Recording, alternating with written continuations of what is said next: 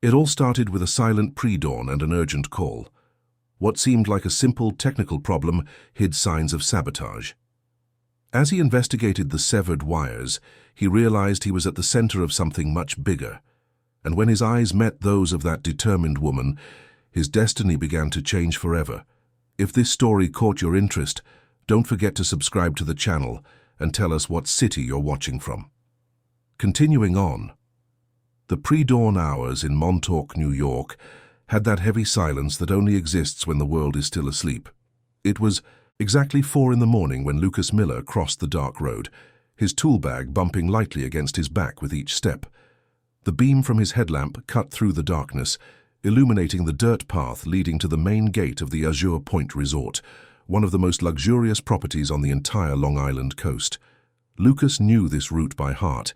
He'd walked it hundreds of times over the past few years, but something was different this morning. Maybe it was the accumulated exhaustion. Maybe it was the memory of his daughter Marina sleeping at the neighbor's house, or maybe it was just a gut feeling that this day would change everything. He hadn't planned on being here. In fact, after a double shift at the company where he worked, all Lucas wanted was to lie down next to his daughter and sleep for a few hours before starting all over again. But the phone rang at 3:30, and on the other end of the line was Mark, his old work buddy, his voice thick with desperation. A power outage had knocked out the entire premium wing of the resort, and the on-call technician just couldn't fix her. The guests were furious, management was in a panic, and Mark begged for help from Lucas, the only master electrician he knew who could solve complex problems in the middle of the night. Lucas hesitated.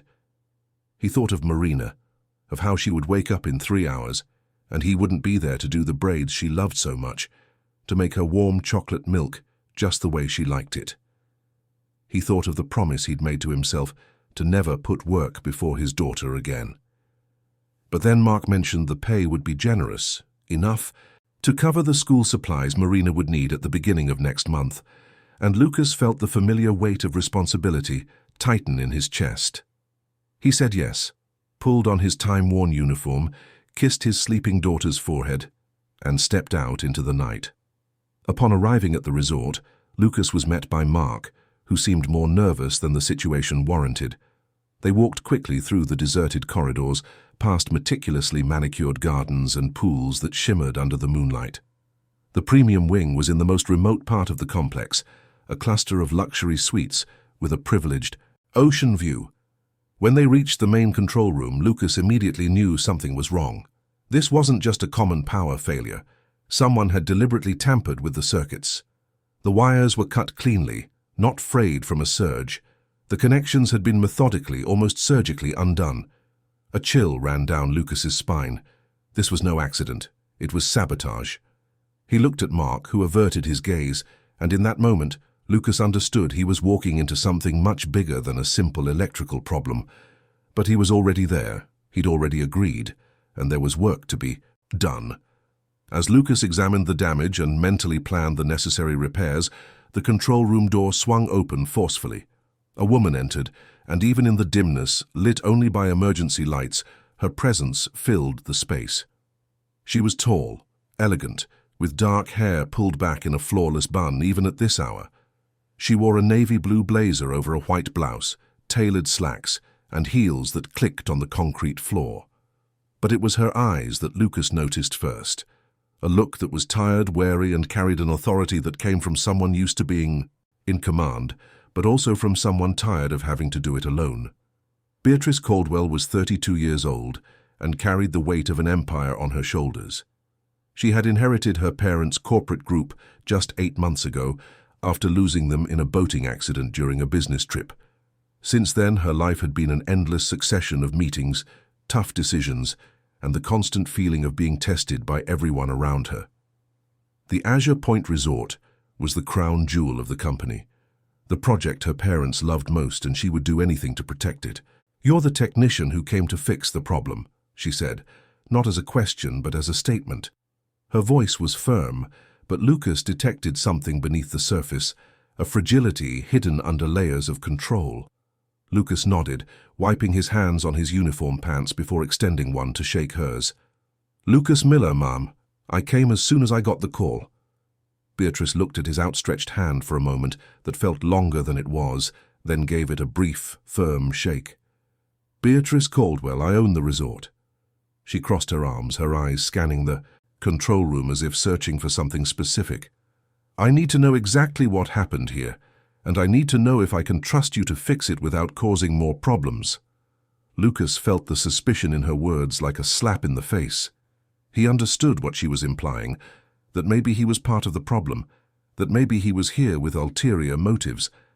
Anger rose hot in his chest, but he swallowed it. It wasn't the first time he'd been judged by his appearance, by his simple uniform, by his blue-collar background. "Ma'am," he said, keeping his voice calm, "I've been an electrician for 15 years. I've never intentionally damaged anything, and I'm not about to start now. But there's something you need to know." He pointed to the cut wires. "This was no accident. Someone deliberately sabotaged the system." Beatrice's face visibly paled, even in the faint light of the flashlights. She moved closer, looking where Lucas was pointing, and he saw the exact moment reality hit her. "Are you sure?" she asked, and for the first time her voice trembled slightly. Lucas nodded. "Positive. These wires were cut with a proper tool, and these connections were undone by someone who knew what they were doing. This wasn't amateur vandalism." Beatrice closed her eyes for a long moment, and Lucas saw her shoulders slump, almost imperceptibly. When she opened them again, there was something different there, a decision being made. "How long will it take you to fix it?" she asked. Lucas calculated mentally. "About 3 hours if I have all the necessary materials. 4 to be absolutely sure it's safe." "Do whatever it takes," Beatrice said, and then surprisingly added, "Please." That single word, spoken with genuine vulnerability, changed something in the air between them. Lucas nodded, already opening his bag and starting to work. Beatrice didn't leave. She stood there watching in silence, and Lucas felt the weight of her gaze as he worked. The next few hours passed in a silence punctuated only by the sound of tools, wires being reconnected, and Beatrice's occasional sigh. Lucas worked with the precision of someone who had done this for so long it had become a natural extension of his body. His hands, calloused and marked by small scars from old shocks, moved with confidence and delicacy. Beatrice watched, fascinated. There was something almost poetic in the way he worked, a dedication that went beyond professionalism. As the first light of dawn began to paint the sky pink through the small windows of the control room, Lucas finally stood up, wiping the sweat from his brow. "It's done," he said. "I can test it now if you authorize it." Beatrice nodded and Lucas flipped the main circuit breakers. The lights in the control room flickered before coming on fully, and through the monitors they could see the lights of the premium wing coming back to life one by one. A small, almost shy smile appeared on Beatrice's face. "Thank you," she said, and this time there was genuine gratitude in her voice. Lucas shrugged, starting to pack his tools. "Just doing my job, Mom." Beatrice shook her head. "No. You did more than that. You showed me something important tonight." Lucas looked at her, confused, and Beatrice continued, "You could have left when I was rude to you. You could have left me here with my suspicion and my problems. But you stayed, and you worked with dedication, not even knowing if I'd pay you, not even knowing if I'd believe you about the sabotage. That says a lot about who you are." Lucas felt his face grow warm. "It was nothing," he mumbled. "I needed the money, so—" Beatrice cut him off with a wave of her hand. "No. Don't diminish what you did with false modesty." She opened her purse and took out a checkbook. When Lucas saw the amount she was writing, his eyes widened. "Ma'am, that's much more than—" "It's what you deserve for the emergency work, for your competence and for your honesty," Beatrice interrupted again, holding out the check. Lucas took the paper with trembling hands. That amount represented 3 months of his normal earnings. It meant security. It meant being able to buy Marina not just the school supplies, but also that dress she'd seen in a store window and shyly mentioned. It meant not having to choose between paying the rent or buying enough food. "Thank you," he said, his voice coming out hoarser than he intended. Beatrice nodded, but then hesitated, as if she wanted to say something more. "Mr. Miller," she began, and Lucas interrupted her gently. "You can call me Lucas." Beatrice smiled faintly. "Lucas, I need you to know that I'm going to investigate what happened here, and when I find out who's behind this, there will be consequences." She paused. "Do you have experience with security systems as well?" Lucas nodded slowly. "I have some, yes. I worked on camera and alarm installations for a few years."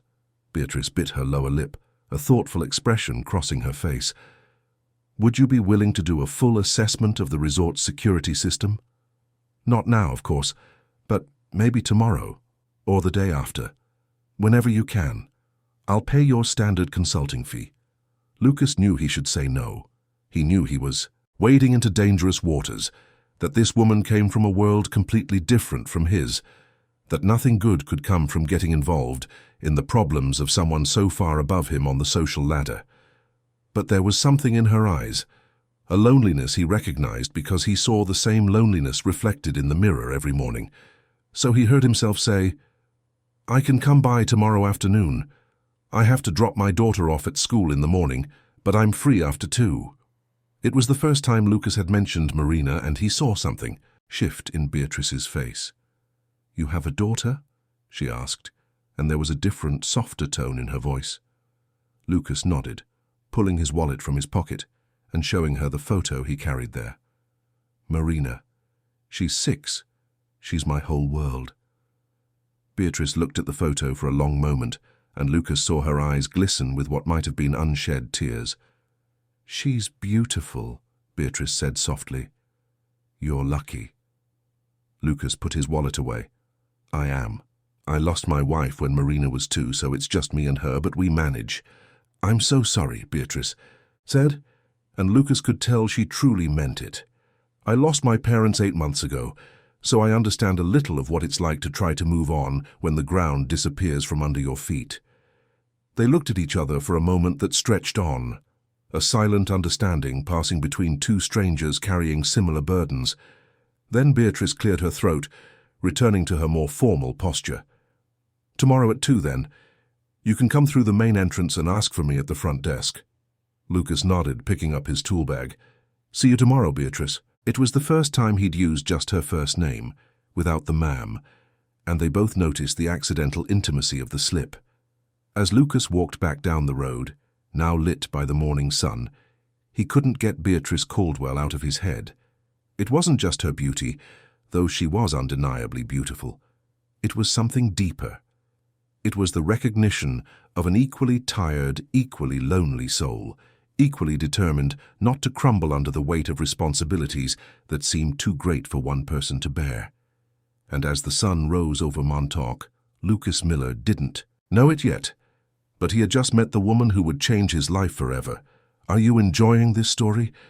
Tell me your opinion on it, and how you think it will end.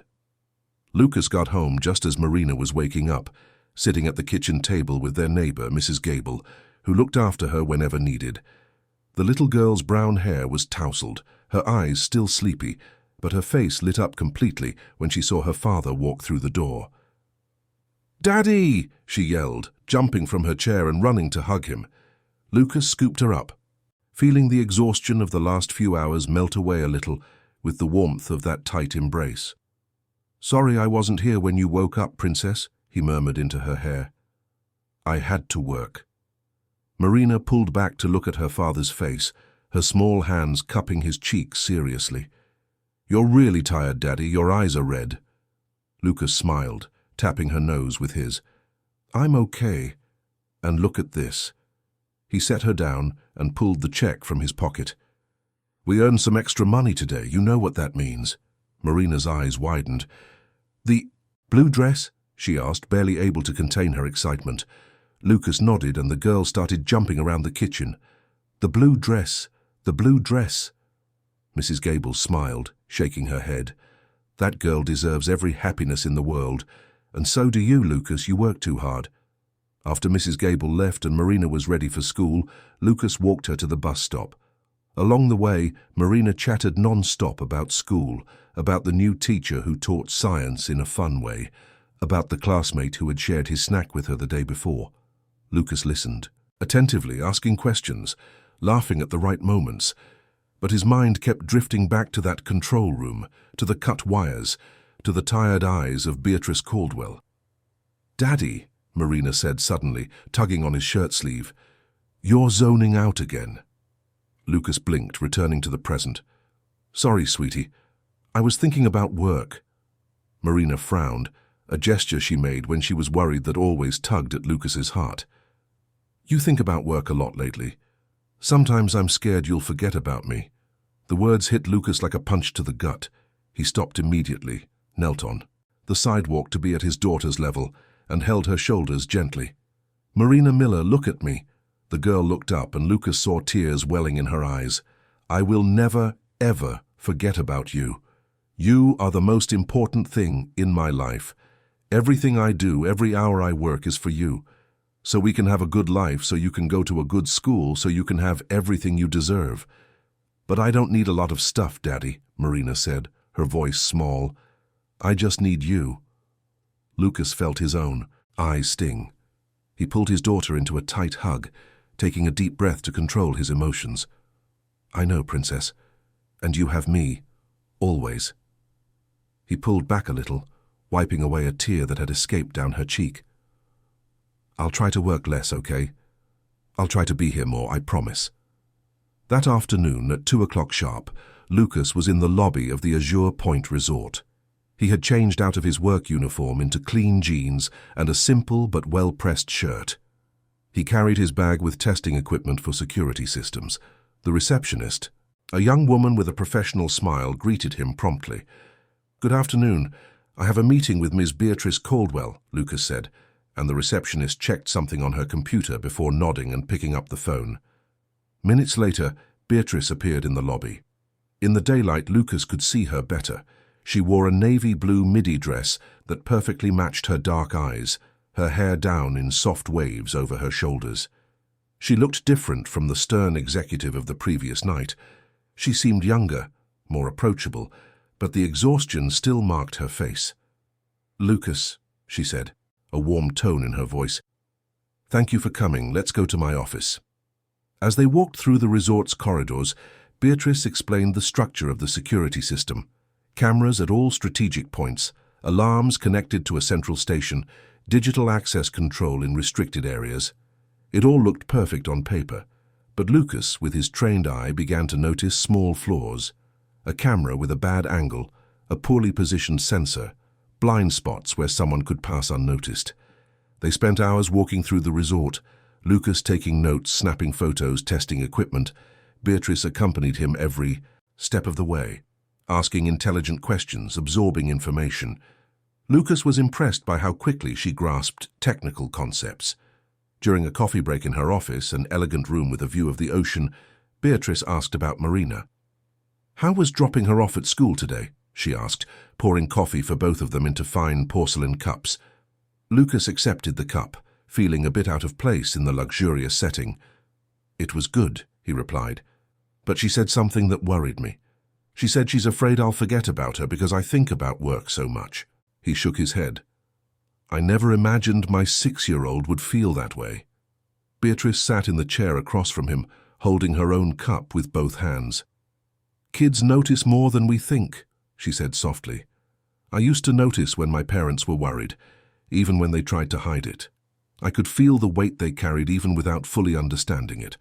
Lucas looked at her, seeing for the first time not the powerful executive, but the daughter who had recently lost her parents. "It must be hard," he said, "taking all this on by yourself, especially after losing them so suddenly." Beatrice looked out the window, where the sea sparkled under the afternoon sun. "It's like the floor just vanished," she confessed. "One day they were here, running everything so effortlessly, and the next I was sitting in this chair with no idea how to fill the void they left." She paused, taking a sip of coffee. "Sometimes I wake up thinking I can still call them for advice. Then I remember I can't, and I have to make all the decisions alone." Lucas felt a deep connection to those words. "I know exactly what you mean," he said. "When my wife Camilla passed away, Marina was so little. I had no idea how to be a single dad. I didn't know how to change a diaper, how to soothe a crying baby in the middle of the night, how to get a toddler to eat when all she wanted to do was play. He smiled sadly. I learned everything by making mistakes, and I still make a lot of them. But you're there, Beatrice said, looking him directly in the eye. That's what matters. Marina has a father who loves her, who works hard for her, who is there every single day. That's worth more than any kind of perfection. Lucas felt his chest tighten at the sincerity of her words. Thank you, he murmured. Beatrice nodded, and for a moment they sat in a comfortable silence, two strangers united by the common experience of loss and responsibility. The moment was shattered by the office door opening abruptly. A man entered without knocking, tall, middle-aged, wearing an expensive suit and an expression of disdain. Albert Caldwell, Beatrice's uncle. Lucas immediately sensed the tension that entered the room with him. Beatrice, Albert said, completely ignoring Lucas, we need to talk about the investment group's proposal. They've raised their offer again. It would be insane to refuse. Beatrice stood up, and Lucas saw her posture change instantly. The vulnerability from moments ago vanished, replaced by the steel executive. Uncle Albert, I've already told you I'm not interested in selling. This company is my parents' legacy, and I'm going to honor it. Albert snorted, finally glancing at Lucas with barely concealed contempt. And who's this? Another one of your charity cases? Lucas felt his anger rise but remained calm. Albert, this is Lucas Miller, Beatrice said, her voice icy. He's a security consultant I'm hiring, and I suggest you watch your tone. Albert gave a short, humorless laugh. Security consultant. Is that what we're calling it now? Beatrice, you're surrounding yourself with the wrong people, making the wrong decisions. This resort is bleeding money. We've had 3 major incidents in the last few weeks, and you insist on playing CEO. I'm not playing, Beatrice retorted, her hands clenched into fists at her sides. I'm working to find out who is sabotaging our operations, and when I do, there will be consequences. Albert looked at her with an expression Lucas couldn't quite decipher, but it held something calculated. Sabotage, he repeated, shaking his head. You were always so dramatic, Beatrice. Sometimes things just go wrong. There's no conspiracy, no villains. There's just mismanagement. Mr. Caldwell, Lucas heard himself say, and they both turned to look at him as if they'd forgotten he was there. The cut wires I found last night were cut intentionally, by someone with technical knowledge. That wasn't an accident or mismanagement. It was deliberate sabotage. Albert looked him up and down with disdain. And you're an expert in what exactly? Fixing light bulbs? Lucas felt his blood boil, but it was Beatrice who responded, stepping forward and placing herself almost between them. He's an expert in recognizing when something isn't right, which is more than I can say for you lately, Uncle. Now, if you'll excuse me, I have work to do.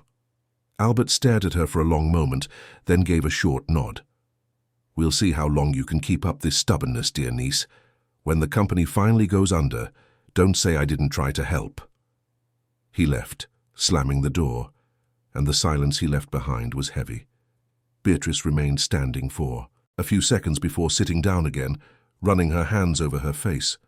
I'm sorry about that, she said wearily. My uncle believes he should be in charge of the company. He thinks I'm too young, too inexperienced, too emotional. Lucas sat down as well, choosing his words carefully. He seems very interested in the sale. Beatrice nodded. Because he'd get a generous commission if the sale went through, and because he's always wanted what my father had. The afternoon continued, but the energy had shifted. Lucas completed his assessment and prepared a preliminary report. There were multiple vulnerabilities in the security system, points that could be exploited by someone who knew what they were doing. When he finished presenting his findings, Beatrice was pale. How long to fix all of this? She asked. Lucas calculated. About 2 weeks, maybe 3, if I can work a few hours each day. It would have to be after 3 p.m., when Marina's in school. Beatrice nodded. You can start tomorrow. I'll pay a full-day rate, plus materials. Lucas hesitated. Ms. Caldwell. Beatrice, she corrected. Beatrice, he began again, feeling the strangeness of using just her first name. This is going to cost a lot of money. Maybe more than you want to invest in me right now. Beatrice looked him straight in the eye. "It's not about the money, Lucas. It's about trusting the right person, and I trust you." She paused. "I don't know why, considering we just met yesterday, but I do." Lucas felt something stir in his chest, something he hadn't felt in a very long time. "Thank you," he said simply. "I'll honor that trust."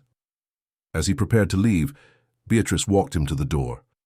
"Lucas," she called as he was about to go. "Thank you for being here, for believing something is wrong, for not making me feel crazy." Lucas smiled. "You're not crazy, Beatrice. You're right, and we're going to find out who's behind this." That night, after putting Marina to bed, Lucas sat on the small living room sofa and thought about everything that had happened in the last 24 hours. He had met an extraordinary woman, entered a world completely different from his own, and had somehow become part of something bigger than a simple maintenance job. He picked up his phone and looked at the photo of Beatrice she had sent, with the contract details. Even in a corporate headshot, there was something in her eyes that drew him in, a mix of strength and vulnerability that he recognized because he saw the same thing in himself. And as the moon softly lit the small living room of his modest home, Lucas Miller understood that he was starting to care about Beatrice Caldwell in a way that went far beyond professional. And that scared him as much as it thrilled him. The next 2 weeks passed in a routine that became strangely comfortable for Lucas. Every afternoon, after dropping Marina off at school, he would go to the Azure Point Resort and work on upgrading the security system.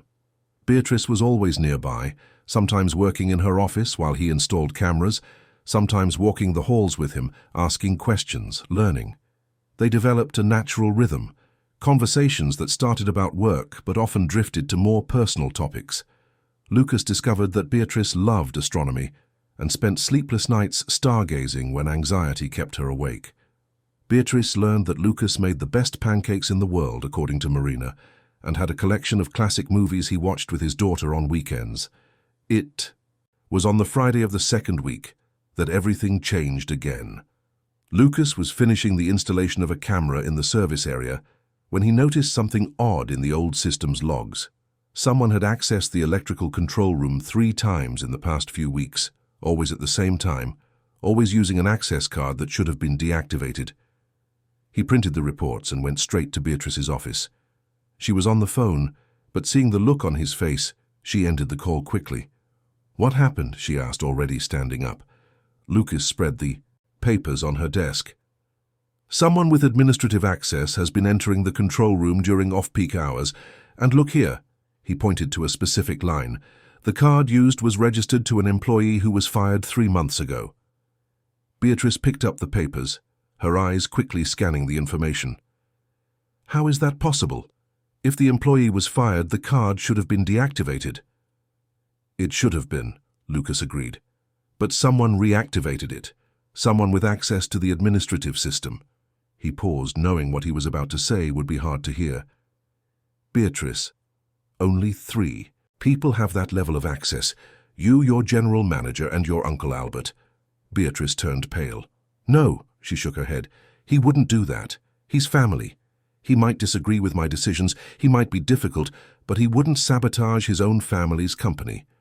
Lucas said nothing, just looked at her with understanding. Beatrice sank heavily into her chair, her hands trembling slightly as she held the reports. "Why?" she whispered. "If he wants me to sell, why destroy what we're trying to sell?"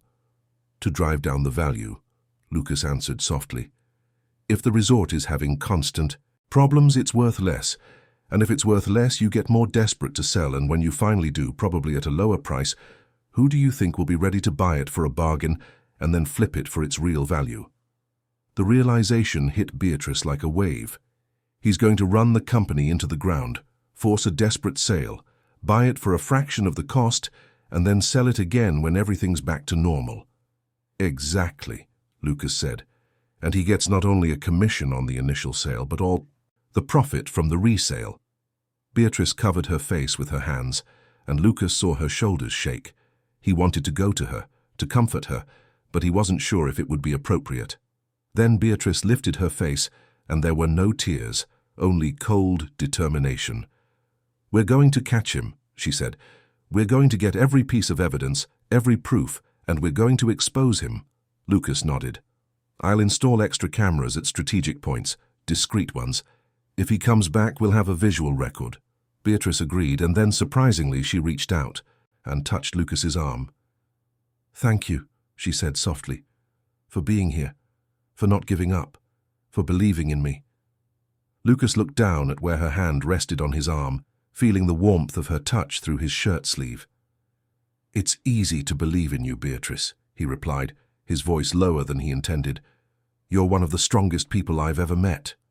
Beatrice looked at him, and something passed between them, something neither was ready to name but both clearly felt. The moment was broken by her assistant entering to announce a meeting, and they quickly pulled apart. But that touch lingered on Lucas's skin for hours afterward. That weekend, Lucas had an idea. Marina had repeatedly asked about the lady from the resort, curious about this person who occupied so much of her father's thoughts. He decided it might be time to introduce them. On Saturday morning, he called Beatrice. She answered on the third ring, and Lucas could hear the sound of the ocean behind her. She was on the beach in front of the resort. "Beatrice," he began, a little nervous, "I know it's the weekend and you're probably resting, but Marina asked if she could meet you. If it's not a bad time, of course." There was a pause on the other end of the line, and Lucas started to regret calling. But then Beatrice answered, and there was a softness in her voice he'd never heard before. "I would love to meet Marina. You two can come have breakfast here. There's a section of the restaurant that's quiet on weekends." 2 hours later, Lucas and Marina walked into the resort. The little girl wore the blue dress her father had bought her, her hair in 2 neat braids, her eyes wide as she took everything in. "It's so pretty here, Daddy," she whispered, as if afraid to speak too loudly. Lucas held her hand. "It is, Princess. But remember what we talked about. You can speak normally. No need to be scared." Beatrice was waiting for them at a table overlooking the garden, and when Lucas saw her, his heart skipped a beat. She wore a light white cotton dress, her hair down, no makeup, and she was more beautiful than he had ever seen her. But it was when she looked at Marina and her whole face lit up with a genuine smile that Lucas felt something tighten in his chest. "You must be Marina," Beatrice said, kneeling to be at the girl's level. "Your dad has told me so much about you." Marina looked at her father, who gave her an encouraging nod, then turned back to Beatrice. "He talked about you too," the girl said with the brutal honesty of a child. "He said you're very smart and very pretty, and that you're sad because you lost your parents too. My mommy died when I was little, so I know it's bad."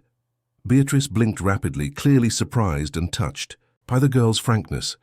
She blinked several times, controlling her emotion. "It is really bad," she agreed softly. "But you know what helps? Finding special people who understand, like you and your dad." Breakfast was surprisingly easy. Marina, after her initial shyness, started chattering about school, her favorite books, and how she wanted to be an astronaut when she grew up. Beatrice listened with genuine attention, asking questions, sharing her own stories about when she was a child and dreamed of being a scientist. Lucas watched the two of them interact and felt something he hadn't felt in years. Hope. Hope that maybe, just maybe, they weren't destined to always be just the two of them against the world. After breakfast, Marina asked to see the beach, and the 3 of them walked along the sand. Marina ran ahead collecting shells, while Lucas and Beatrice walked side by side. "She's incredible," Beatrice said, watching the girl. "You've done a wonderful job with her, Lucas." Lucas smiled. "She saved me," he confessed. "After Camilla died, I didn't know how to go on, but Marina needed me, so I kept going. For her. And somewhere along the way I learned how to live again." Beatrice stopped, looking at him. "That's exactly how I feel right now, like I'm just going on because I have to, not because I want to." Lucas looked at her, seeing the vulnerability in those dark eyes. "It gets better," he said softly. "It doesn't get easy, but it gets possible, and you don't have to do it alone." Beatrice held his gaze. "I don't feel alone when you're around," she admitted. "It's strange, because we barely know each other, but—" "I get it," Lucas interrupted. "I feel the same way." They stood there on the sand, the sound of the waves around them, Marina laughing in the distance, and something definitively shifted between them in that moment. It was no longer just attraction or a professional connection. It was something deeper, scarier, more real. Lucas took a step forward, and Beatrice didn't move away. He raised his hand, hesitating, and gently touched her face. Beatrice closed her eyes at his touch, and when she opened them again, they were shining. "Daddy!" Marina's voice broke the moment. "Look at this shell, it's huge." They quickly stepped apart, but they were both smiling. Lucas went to his daughter, examined the shell, and praised her discovery. But when he looked back, Beatrice was still there, standing on the sand, and the way she was looking at him made his heart race. That night, after Marina was asleep, Lucas found an envelope under his door. Inside was a letter written in a child's careful handwriting. It was from Marina, addressed to Beatrice. "Dear Beatrice," the letter said, "I know you are sad and lonely. My dad gets sad sometimes too, even when he smiles.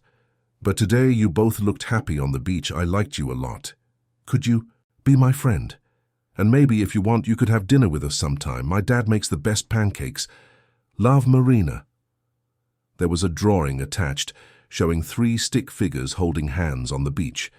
Lucas felt his eyes sting. He took a picture of the letter and sent it to Beatrice. She replied minutes later, "Can I keep this?" Lucas typed, "It's yours." Beatrice replied, "Dinner tomorrow." Lucas smiled at his phone. It would be an honor. But on Monday, everything fell apart. Lucas arrived at the resort to find security guards waiting for him at the entrance. He was escorted to a room where Albert Caldwell was waiting, along with the resort's general manager and 2 lawyers. "Mr. Miller," Albert said with false sympathy, "we have some questions about irregularities discovered on the security cameras." Lucas felt his stomach drop. What irregularities?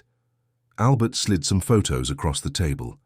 They were images of Lucas working on the systems, but edited to make it look like he was disconnecting cameras instead of installing them. Furthermore, Albert continued, "We have reports that you've been accessing restricted areas without authorization and that a significant amount of expensive equipment was signed out in your name but never installed. You're being accused of theft and sabotage." Lucas shot to his feet. "That's a lie. All of it is a lie, and you know it." Albert smiled coldly. "I have all the necessary documentation and witnesses. You used your position of trust to manipulate my niece and steal from this company." The door opened, and Beatrice rushed in. "What is going on here?" she demanded. "Albert, what are you doing?" "I'm protecting our company from a criminal," Albert replied calmly. "Your security consultant has been using the access you naively granted him to steal from us. I have all the proof." Beatrice looked at the photos, at the documents, and Lucas saw a flicker of doubt cross her face. "No," he said, his voice desperate. "Beatrice, you know me. You know who I am. This is all a setup." "Do I know you?" Beatrice asked, her voice strange. "We've known each other for 3 weeks. How can I be sure?" Lucas felt as if he'd been punched. The doubt in her eyes hurt more than any accusation. Albert smiled, knowing he had won. "Beatrice, be reasonable. This man saw an opportunity and took it. You were vulnerable, lonely, and he exploited that. It's the oldest story in the book." Lucas looked at Beatrice, silently pleading with her to believe him. But she looked away. "Mr. Miller," she said formally, and the use of his last name cut like a knife. "Until this is cleared up, your access to the resort is suspended." Lucas nodded slowly, picking up his bag. "I understand," he said, his voice lifeless. "When you're ready to hear the truth, you know where to find me." He walked to the door, stopped, and turned one last time. "Marina wrote you a letter about how happy we were on the beach, about hoping for a family. I hope you think about that before you decide who to believe." He walked out without looking back, but if he had, he would have seen Beatrice begin to cry silently as Albert smiled in triumph.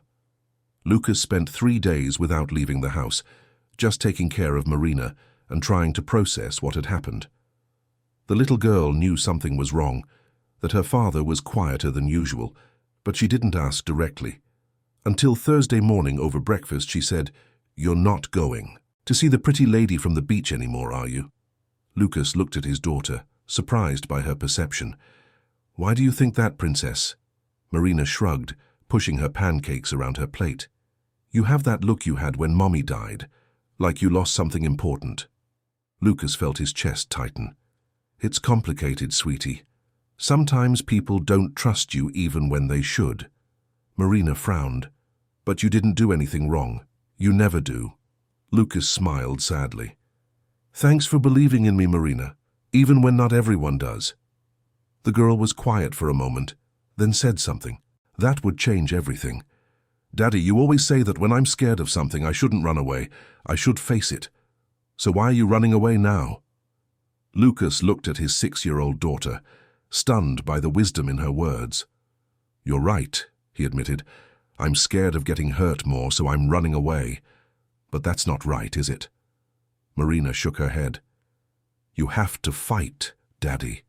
The pretty lady needs you, and I think you need her too. In that moment, Lucas made a decision.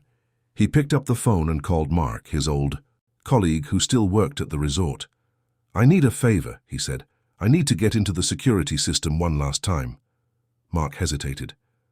Lucas, you've been accused of theft. If I help you, I could lose my job. I know, Lucas replied. I won't blame you if you say no, but the truth is in those systems, and Beatrice deserves to know the truth. There was a long pause. Midnight, Mark finally said. Employees' entrance. I'll leave the door unlocked. You've got 30 minutes. That night, Lucas returned to the Azure Point Resort like a ghost. Mark was waiting as promised, and together they went to the control room. Lucas knew exactly what to look for. He connected his laptop to the system and started searching for the original, unedited files. He knew Albert was smart, but he also knew that no one erases everything perfectly. There's always a trace. It took 20 minutes, but he finally found it. The original camera footage, showing not him sabotaging, but Albert doing exactly that. And more, he found deleted emails between Albert and the investment group that wanted to buy the resort, detailing the plan for sabotage and the subsequent purchase. Lucas copied everything to a flash drive, including the recordings from the past few weeks showing Albert accessing restricted areas, disconnecting systems, and planting evidence. He had everything he needed. Now he just had to make Beatrice listen. He sent her a text. I know you don't trust me right now, but I need you to see something. Tomorrow, 7 a.m., in your office. If you still think I'm guilty after that, I'll leave and never come back. But you owe me this. You deserve to know the truth. Beatrice didn't reply, but the next morning, when Lucas arrived at the resort at 7 sharp, she was there. She looked exhausted with dark circles under her eyes, but she was present. This doesn't change anything, she said before he could even speak. The evidence against you is very clear. Lucas placed his laptop on the desk. Watch first, then decide. He opened the files and started playing the videos. Beatrice watched in growing silence. She saw Albert cutting wires, disconnecting cameras, accessing the system with the stolen card.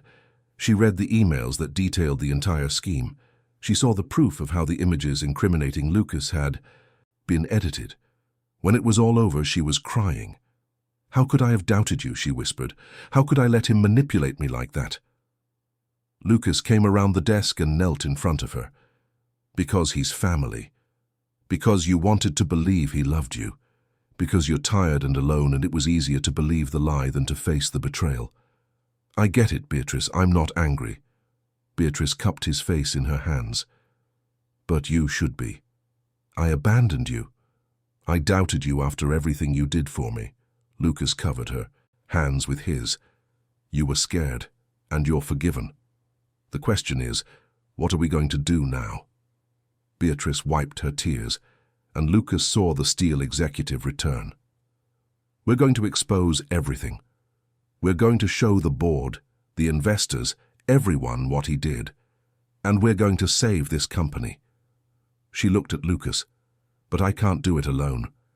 I need you. Not just as a consultant, but as... She hesitated, searching for the right words. As someone I trust completely, as someone who makes me want to be better, as someone I... She stopped, unable to continue. Lucas finished for her. As someone you love? Beatrice looked at him, surprised by his boldness, but then nodded slowly. Yes, I think so. I know it's crazy. We've known each other for less than a month, but... I love you too, Lucas interrupted, and saying it out loud made it feel more real, more terrifying, more wonderful. I think I fell in love with you that first morning, when you were so scared, but pretending to be strong. When I recognized in you the same pain I carry. They looked at each other for a long moment, then Beatrice pulled Lucas in for a kiss. It was soft at first, hesitant, two wounded hearts testing the possibility of something new, but then it deepened, becoming a promise, a commitment, a choice. When they broke apart, they were both smiling through their tears. So, Beatrice said, her voice still a little shaky, shall we go catch a traitorous uncle? Lucas smiled. Let's go catch a traitorous uncle. The emergency board meeting was called for that afternoon. All the board members were present, along with key investors and executives. Albert walked in confidently, certain of his victory. The company was in crisis, the numbers were bad, and he had the majority support to force the sale. But then Beatrice began her presentation, and Lucas saw the exact moment Albert realized he had lost. The evidence was irrefutable. The videos, the emails, the access logs, all painting a perfect picture of systematic sabotage. Albert tried to defend himself, claiming manipulation, doctored footage, a conspiracy. But when even his allies on the board began to distance themselves from him, he knew it was over. The police were called and Albert Caldwell was taken into custody as Beatrice watched with a mixture of sadness and relief. After everyone had left, Beatrice and Lucas were alone in the office. It's over, she said, looking exhausted. It's really over. Lucas pulled her into a hug and she allowed herself to fall apart a little, crying against his chest. I'm sorry it had to be this way, he murmured. I know he was family. Beatrice pulled away, wiping her eyes. He was.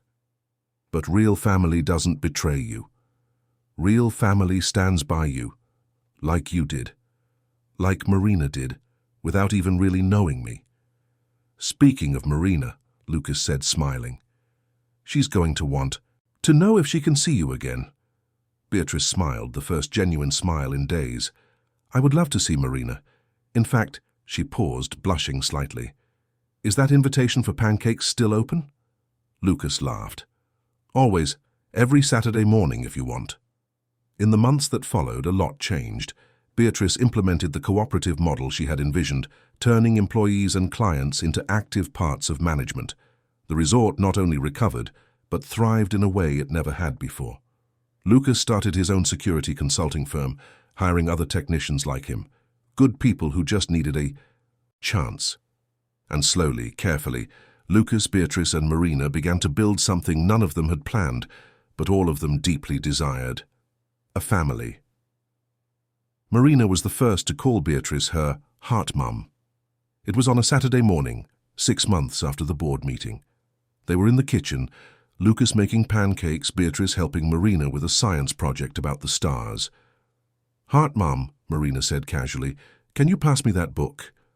Beatrice froze, her eyes immediately filling with tears.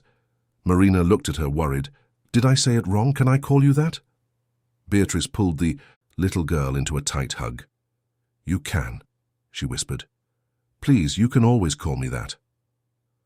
The wedding was simple, on the beach where they had walked that first day with Marina. A few people, lots of flowers, and the sound of the waves as music.